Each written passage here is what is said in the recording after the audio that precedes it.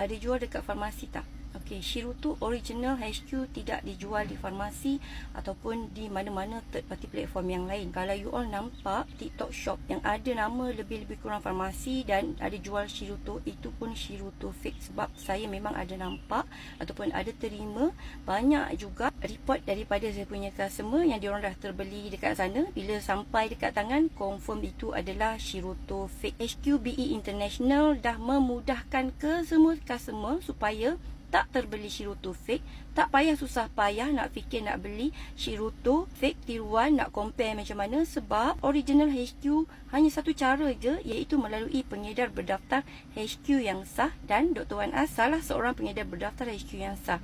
So kalau nak dapatkan Shirutto Original HQ, terus saja wasabi nombor Dr. Wan As dekat bawah. Nanti HQ akan terus post direct ke depan pintu rumah you all. Dapatkan yang original HQ, baru beli.